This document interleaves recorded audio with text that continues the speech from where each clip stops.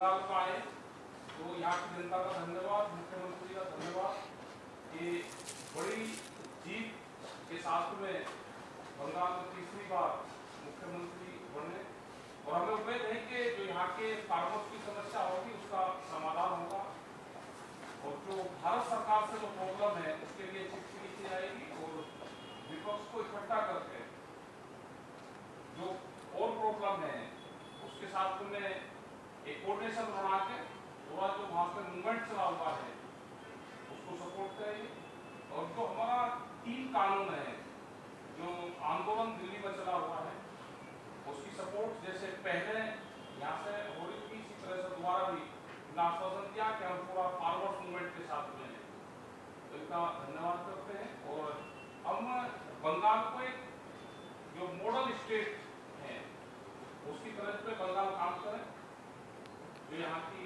Fourth policy है उन policy पर काम करें, किसानों को ज्यादा लाभ यहाँ पे मिले, कृषि के किसानों को लाभ मिले, जो यहाँ का पोल्ट्री फार्म्स है उसको लाभ मिले, जो यहाँ का वेजिटेबल्स का किसान है जो कोरोना काल में सबसे ज्यादा नुकसान उसको है वेजिटेबल्स का पूरे देश में, यहाँ पर उनको ज्यादा सपोर्ट मिले। यही हम यहाँ चाहते हैं कि मुख्यमंत्री यहाँ पे इन सब चीजों पे मजबूती से यहाँ पे काम करें।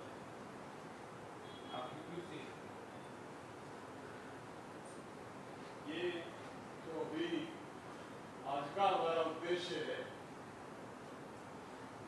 इस चुनाव में ममता जी के नेतृत्व में जिस तरह से पूंजीवाद और धार्मिक उन्माद फैलाने वाले लोगों को मुंह तोड़ जवाब बंगाल की जनता ने दिया, मैं उसके लिए ममता जी को और तमाम बंगाल की जनता को बधाई देता हूँ।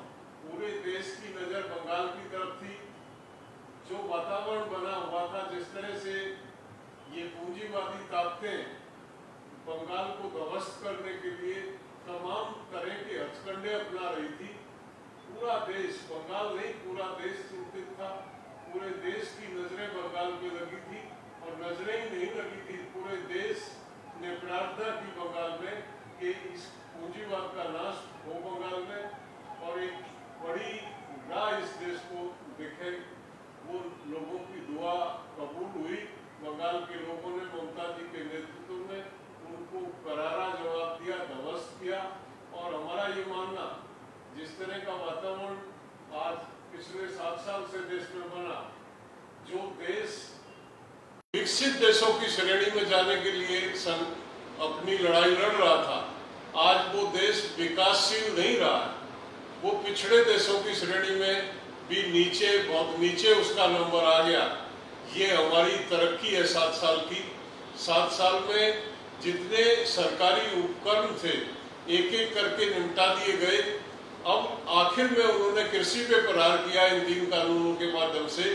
उनके जो चहेते लोग हैं, जो एग्रीकल्चर सेक्टर में पे कब्जा करना चाहते हैं, एग्रीकल्चर कृषि पे और कृषि के साथ साथ जो गल्ला जो उत्पादन है उसकी स्टोरिंग कैपेसिटी, स्टोरेज का पीडीएस सिस्टम पे टोटल वो मतलब एक उनका षड्यंत्र है। जो 1400 लाख करोड़ रुपए का जो खुदरा बाजार है देश में प्रति वर्ष का, उस पे उनकी नजर है और उस पे काबू करने के लिए ये 3 कानून लाए गए थे, जिनके खिलाफ हम दिल्ली में लगातार 7वां महीना है हम लड़ रहे हैं। और हम आभारी हैं ममता जी के, जिन्होंने अपनी विधानसभा से ये रेजोल्यूशन पास करा के कि हम इनको एक्सेप्ट नहीं करते हैं, ये फार्मर के हित में नहीं है, इनको रिजेक्ट करते हैं। तो इन्होंने वो एकदम तुरंत वो जो रेजोल्यूशन किया उससे बल मिलता है। निश्चित तौर पे हमारा जो मोर्चा वो गैर राजनीतिक मोर्चा है, लेकिन ये भी बात तय है कि सत्ता में जो लोग बैठे हुए हैं, जो इत्तेफाक रखते हैं, जो एग्री करते हैं उस एजेंडे से, उनकी मदद हमको ताकत देती है।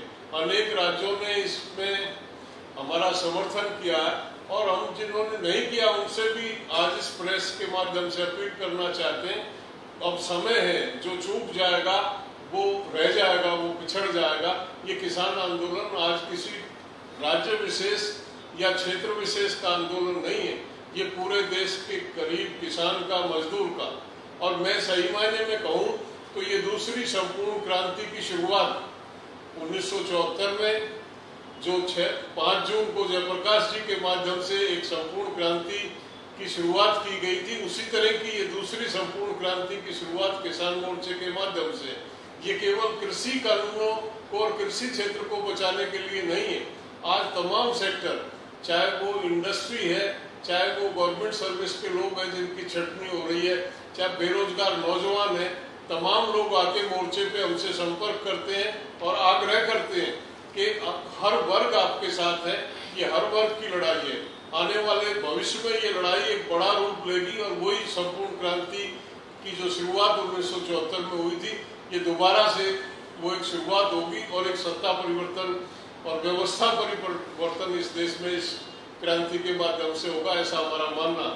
आज हम बंगाल में ममता दीदी से ये आग्रह करने आए कि आपने एक बड़े दुश्मन को शिकस्त दी है, अब एक ऐसा रोल मॉडल बंगाल में आप तैयार करें जिसको देश के दूसरे राज्य भी जिसको अपनाएं, क्योंकि सबसे बड़ी आवश्यकता आज किसान की जो है, किसान को पैदा करने के बाद जो उसकी कीमतें नहीं मिलती हैं, जिस तरह की व्यवस्था बाजार में है, जिस तरह से जो बिचौलिया शोषण करता है किसान का, ना तो उत्पादक को पैसा मिल रहा है, ना उपभोक्ता को सस्ता मिल रहा। एक जो सिस्टम बना हुआ है, जो बिचौलिया है, वो सारे प्रॉफिट को ले जाता। तो हम उस पर ध्यान दें, एक ऐसी व्यवस्था बनाएं कि उत्पादक को भी उचित मिले और उपभोक्ता को भी एक उचित मूल्य पे वस्तु उपलब्ध हो। जो मिडिल मैन का अनाप शनाप का जो मुनाफा है उस पर चेक हो, उस पर कंट्रोल हो, व्यवस्था मार्केट की व्यवस्था पे ध्यान दें। और मैं फिर बार बार रिपीट ना करते हुए यही कहता हूँ कि एक ऐसा मॉडल बंगाल देगा जो हमारा तमाम, और 23 चीजों पे ये एमएसपी क्यों, एक कैपिंग, जो जितनी भी पेरिसेबल आइटम्स हैं सबकी न्यूनतम कीमत तय होनी चाहिए। वो दूध है, सब्जी है, फल है, मछली है, मछली पालन का भी किसान है, दूध उत्पादक भी है, हर चीज को उसमें कवर किया जाए, उसको पता रहे कि वो जो उत्पादन कर रहा है उसका क्या उसको मिलने वाला है, उसमें उसका परिवार चलेगा या नहीं चलेगा। ये सुनिश्चित जब तक नहीं होगा, देश का मजदूर और किसान जिंदा नहीं रह सकता। और बड़ी आशा भरी उम्मीद के साथ हम ममता जी के पास ये आग्रह करने आए कि आप जो हमारा एजेंडा, भारतीय किसान यूनियन जिस एजेंडे पे काम करती है, उस एजेंडे को आप अगर बंगाल में लागू करेंगे तो इस देश में, पूरे देश में उसको फॉलो किया जाएगा और इस देश का जो गरीब मजदूर किसान है उसको राहत मिलेगी।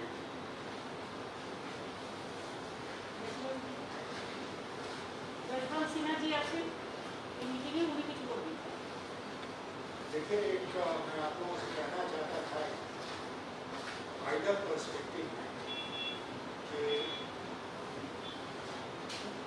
वर्ल्ड ट्रेड ऑर्गेनाइजेशन जब भारत के कृषि के ऊपर चर्चा होती थी या दुनिया की कृषि के ऊपर चर्चा होती थी, तो आप जानते हैं कि दुनिया के जो विकसित देश हैं उनका बराबर जोर इस बात का रहता था कि भारत की जो ट्रेडिशनल कृषि व्यवस्था है उसको बदलकर इसको कॉर्पोरेटाइजेशन की ओर ले जाए।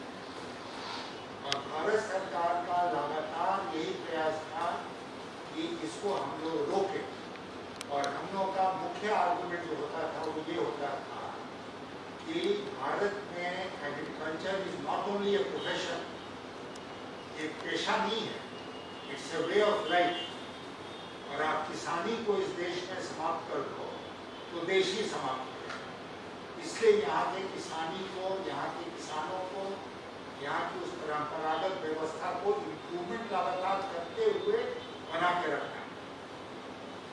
आज जिस नीति पर भारत सरकार चल रही है, तो आज हम दुनिया के देशों के सामने खड़े होके वो स्टैंड नहीं ले सकते हैं, क्योंकि भारत सरकार ने खुद ही अपना स्टैंड बदल दिया और वो देश की कृषि को कॉर्पोरेटाइजेशन की ओर ले जा रही है।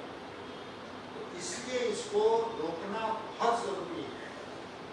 और मैं आभार व्यक्त करना चाहूँगा ममता जी का कि आज इस मीटिंग के लिए उन्होंने मुझे भी आमंत्रित किया और यहाँ पर विचार विमर्श में मैं भी शामिल रहा। और हम लोग पूरी तरह से इस मसले पर किसानों के साथ खड़े हैं और ये जो डिमांड है किसानों का कि तीनों जो काले कानून गलत ढंग से पार्लियामेंट से पास करेंगे उनको सरकार वापस ले और एमएसपी को लेकर नया कानून बनाए, इसमें पूरी तरह से हम लोग भारत के किसानों के साथ।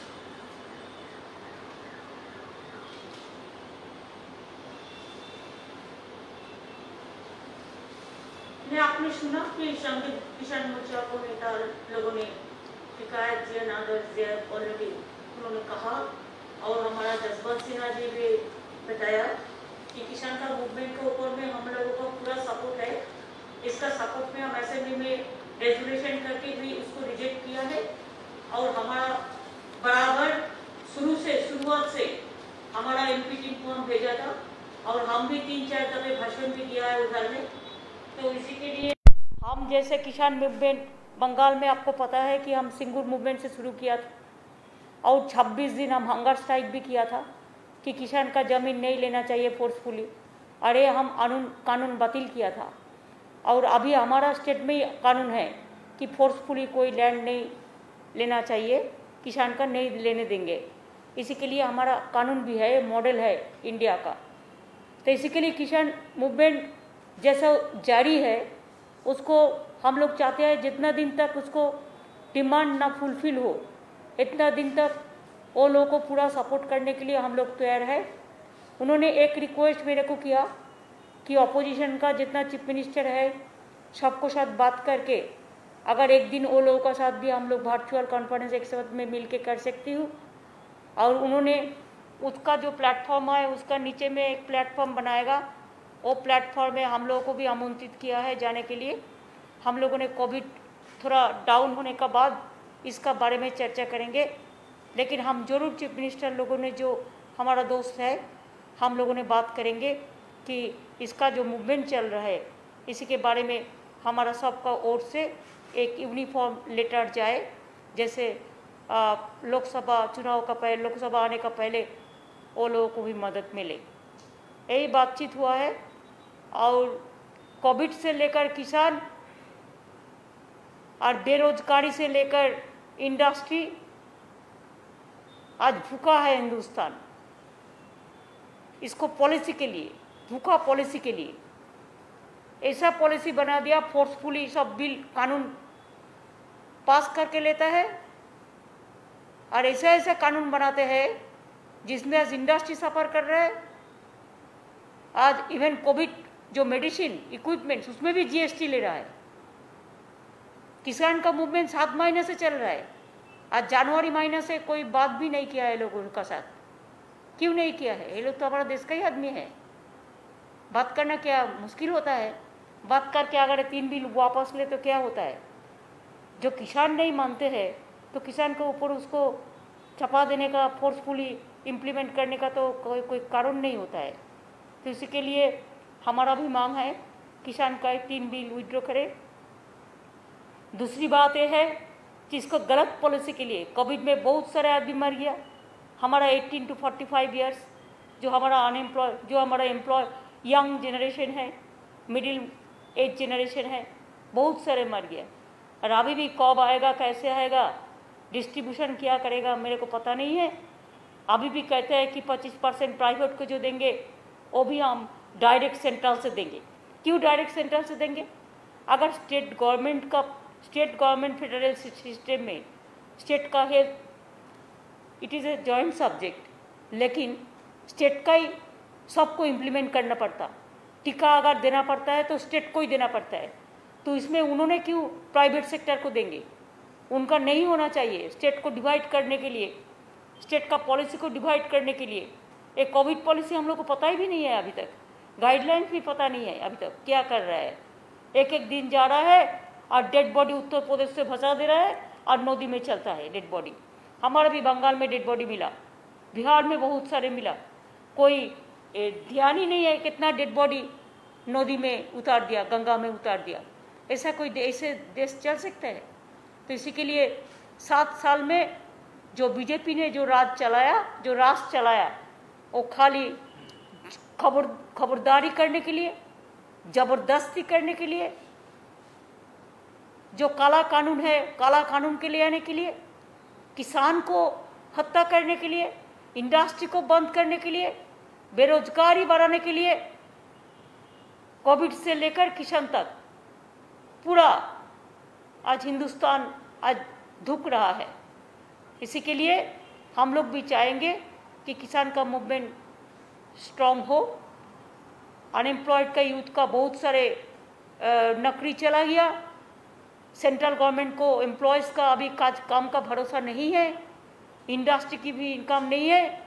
और अभी तो जैसा लॉकडाउन और डिफरेंट जो सिस्टम चल रहा है कोविड के लिए, देश में इकोनॉमी आज डिजास्टर में चला गया है।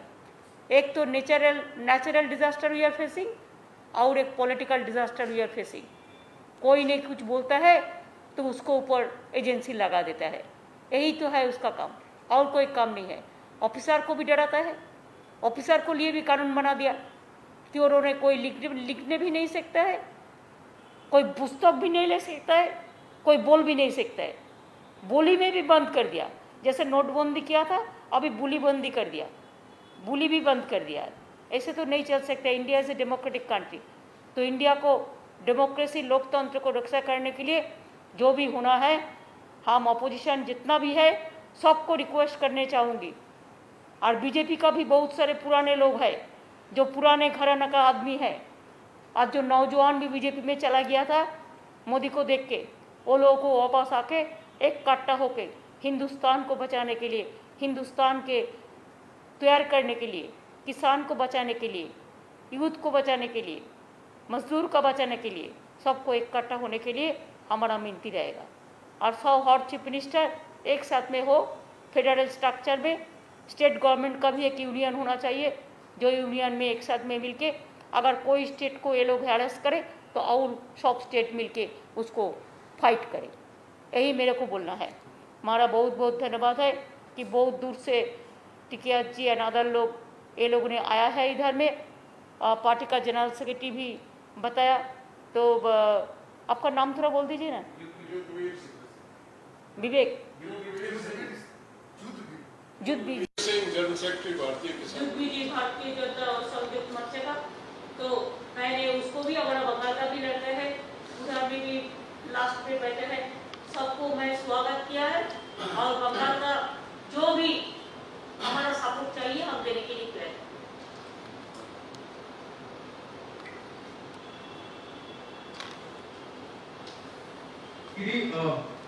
The farmers movement, you are supporting the farmers movement, but how do you plan to bring all the opposition parties together?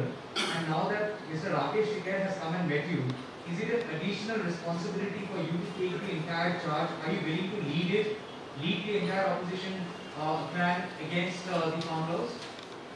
नहीं, फार्मर्स के लिए, किसान के लिए, जो किसान संयुक्त मोर्चा जो 7 महीने से मूवमेंट कर रहा है, ये लोग चाहते हैं कि देश भर, ये तो खाली हरियाणा और पंजाब और उत्तर प्रदेश का नहीं है, पूरा देश का है। किसान तो हर देश में, हर प्रांत में रहते हैं। तो इसी के लिए अगर हम लोग सब मिलके एक इकट्ठा होके उनको साथ में हम रहे तो सबसे बढ़िया होगा। तो इसी के लिए हम, you forget my name, I don't want to lead it, but we think it is a collective family. Let us work together. Ma'am, I have one more question about the Prime Minister announcing absolute free vaccine for all from June 21st. How do you see this drive? While the Prime Minister was addressing the nation, he also kind of indicated that states have not been able to contain it, perform. Thus, the center is now acting upon and now decided to give free vaccine. How do you see the entire drive undertaken by the Prime Minister of giving free vaccine? You have written few letters in the past. First, you tell me whether central government is successful to drive this now. Why they have not given this drive before 6 months ago? Why so many 18 to 45 years the peoples are died already because they have not they didn't get the COVID vaccine or the oxygen. How even Agra yesterday हमने देखा क्या 22 patient को mock poll का नाम पे oxygen नहीं देके मर दिया। What is this, what is going on? अगर फ्री वैक्सीन देगा तो इतना प्राइम मिनिस्टर का क्रेडिट लेने का कोई जरूरत नहीं है। एक रुपया बीजेपी का नहीं है, ये रुपया जनता का है, और जनता का ये रुपया है तो जनता का पास पहले से क्यों नहीं गया? 35,000 करोड़ रुपया था जिसमें जनता के लिए वैक्सीन देने के लिए, वो रुपया कहाँ गया? एक क्वेश्चन तो सुप्रीम कोर्ट ने किया है, हम भी सुप्रीम कोर्ट में एफिडेविट किया था। हम लोग आभारी है सुप्रीम कोर्ट का जो उन्होंने एक डायरेक्शन दिया है और स्टेट के इंपॉर्टेंस देने के लिए, फेडरल स्ट्रक्चर को इंपॉर्टेंस देने के लिए बोला है। लेकिन अभी तक भी एक गाइडलाइंस नहीं बनाया, अभी तक भी कब आएगा, कैसे आएगा, क्या करेगा, कुछ हालत ठीक नहीं लगता है। ये लोग बोलते हैं कुछ, करते हैं कुछ। जब तक पूरा खत्म नहीं होगा हम नहीं कहेंगे कि वी द स्टेट, हमारा स्टेट में जैसा हम 2 करोड़ का माफिक हम टीकाकरण कर दिया, कोविड वैक्सीनेशन दे दिया, ऐसे बहुत सारे स्टेट है जो अपने से खरीदा और अपने से किया। ऐसे हम भी 200 करोड़ रुपया का वैक्सीन खरीदा और दिया। ऑक्सीजन भी हम लोग को ही खरीदने पड़ता है। प्राइम मिनिस्टर ने कुछ नहीं दिया है भाषण छोड़ के, तो भाषण देना नहीं है। भाषण में वो तो बिहार का इलेक्शन का पहले बोला था फ्री वैक्सीन देगा। कितना दिन हो गया, कितना दिन होगा? 7-8 महीना हो गया। अगर पहले से वैक्सीनेशन हो जाता तो क्या होता? अगर रुपया भी इसके लिए था तो क्या है? पीएम केयर्स में कितना फंड है? वो फंड से भी 35,000 करोड़ में इसमें ही हो जाता था, वैक्सीन नहीं दिया। तो ड्राइव क्या है? ड्राइव तो स्टेट गवर्नमेंट का खिलाफ में बोलने का एक डार्टी ड्राइव है और कोई नहीं है। अगर जनता के लिए करता तो डिवाइड एंड रूल नहीं कर सकते थे, तो स्टेट अलग सेंट्रल अलग ऐसा नहीं बोलना चाहिए था। और हर बात पे स्टेट गवर्नमेंट को बुलडोज करना ये फेडरल स्ट्रक्चर में ठीक नहीं लगता। सिर्फ फार्म लॉज ही नहीं, लेकिन 2024 के चुनाव से पहले एक यूनाइटेड ऑपोजिशन की भी मांग उठ रही है। इन परिस्थितियों में क्या आप यूपीए को लीड करना चाहेंगी? हम कुछ नहीं करने चाहेंगे, हम एक ही बात करने चाहेंगे कि मोदी जी को हटाने चाहेंगे। रोज का ये हो रहा है कि पेट्रोल डीजल की प्राइस में हाइक हो रही है, पहले से ही होता आ रहा है, अभी आप क्या बोलेंगे इस पर? इसमें बीजेपी का कोई केयर ही नहीं करते हैं। हर रोज डोमेस्टिक सिलेंडर का गैस का दाम भाव बढ़ रहा है, पेट्रोल का भाव बढ़ रहा है, डीजल का गैस बढ़ रहा है, डीजल का भाव बढ़ रहा है, तो किसान खेती कैसे करेगा? और इसमें जो किचन होता है ना, किचन में आग लगता है, प्राइस हाई की सो हाई। ऐसे तो कोविड चल रहा है, इसका बाद हर रोज दाम बढ़ाते बढ़ाते जा रहा है। Even they cannot spare the GST tax for the COVID equipments and the COVID medicine. This is wrong. कल जो प्राइसेस फिक्स किए गए वैक्सीन के सेंटर की ओर से देखा जा रहा है कि हर डोज पर 5% जीएसटी लगा रहा है। क्यों लगा रहा है? क्यों लगा रहा है? ये अन्याय है। कोविड वैक्सीन पे जीएसटी 5% लगाते हैं तो वो जिंदगी और मौत का खेल कर रहा है। सवाल ही नहीं पैदा होता है। इसको तो पहले विड्रॉ करना चाहिए। बड़ा बड़ा भाषण देता है, 1 घंटा का भाषण में कोई जीएसटी विड्रॉ होगा, ये बात तो नहीं है। दीदी एक क्वेश्चन है। दीदी बोल दो जल्दी। दीदी पीएम ने वैक्सीन की घोषणा की है, मुफ्त वैक्सीन की। भाई अभी किसान का मूवमेंट के लिए आया है, आप किसान लोगों को पूछो ना। दीदी बॉम्बे हाईकोर्ट ने कहा है सीमा पर सर्जिकल स्ट्राइक नहीं, कोरोना पर सर्जिकल स्ट्राइक करे। क्या बोला? दीदी बॉम्बे हाईकोर्ट ने केंद्र सरकार को बोला है कि सीमा पर सर्जिकल स्ट्राइक नहीं, कोरोना पर सर्जिकल स्ट्राइक करे। तो ठीक ही बोला है। जब तक मेरे को समझ में आपका बात आया, अभी आप किसान नेता लोगों को पूछिए, वो लोग को क्या बोल रहे हैं। टिकायत जी ने एक चीज बोला है कि बंगाल में वो लोग एक मॉडल किसान पॉलिसी चाहते हैं, आपको रिक्वेस्ट किया हमारा ऑलरेडी है। आप बंगाल के बाद आप उनका क्वेश्चन का रिप्लाई दीजिए। नहीं, बंगाल वो लोग मिडिल मैन सिस्टम को हटाना चाहिए। भाई बंगाल का सब कुछ है, लेकिन बंगाल में एग्रीकल्चर प्रोडक्शन डिपेंडेंट है, middle man dependent agriculture distribution. देखिए whatever you are saying, आपने उन्होंने ये बात नहीं किया। वो बंगाल में किसान का मदद करने के लिए जो बात कहा है हमारा ऑलरेडी है। नाउ यू कैन आंसर जी नमस्कार सर, आपने कहा कि सारे ऑपोजिशन पार्टीज को इकट्ठा होकर फार्म लॉस के खिलाफ आवाज उठाना चाहिए। अभी देश का जो परिस्थिति है और ऑपोजिशन पार्टीज जो है, आपने ममता बनर्जी से मिलकर तो ये साबित कर दिया कि वो बहुत स्ट्रॉन्ग एक ऑपोजिशन है। आप क्या चाहेंगे कि ममता बनर्जी पूरे इस ऑपोजिशन को लीड करे? जो ताकतवर होता है लीड तो वही करता है। अब जो मुकाबला करेगा वही आके फ्रंट पे आ जाएगा।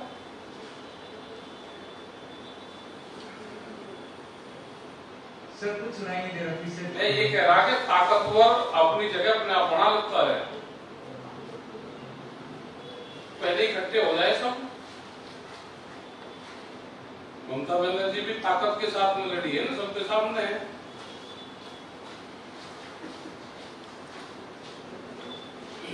विधानसभा चुनाव से पहले आप नंदीग्राम भी आए थे, महापंचायत की थी और आपने नो वोट टू बीजेपी का कैंपेन भी चलाया था।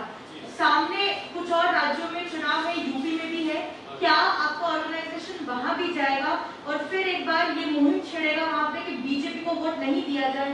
हाँ बिल्कुल मुहिम छेड़ेगा और यही मुहिम रहेगी कि बीजेपी को वोट मत दो।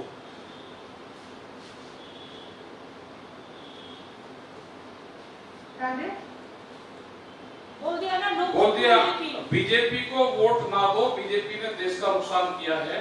अगर बीजेपी आएगी तो स्टेट बेचना शुरू करेगी। अगर बंगाल में बीजेपी आती तो जो टैक्सी चल रही है ना, ये खत्म होती, झगड़े होते और आधा बंगाल बिकता। तो बंगाल को तो बचा लिया ममता जी ने। अब देश को बचाना है तो बीजेपी जाएगी तो देश बचेगा, बीजेपी रहेगी तो देश बिकेगा। बीजेपी को देश से जाना होगा। ये मुहिम रहेगी, जहां जहां इलेक्शन रहेंगे वहां वहां ये मुहिम रहेगी हमारी। ये पंजाब रहेगा, उत्तर प्रदेश रहेगा, अभी उत्तराखंड रहेगा और यूपी मिशन शुरुआत होगी एक बड़ी पंचायत के साथ में शुरुआत होगी और सब लोग वहां पे जाएंगे। अब अपने तरीके से सब लोग वहां पे सपोर्ट करेंगे, हमको जाएंगे। थैंक यू जी, सबका धन्यवाद।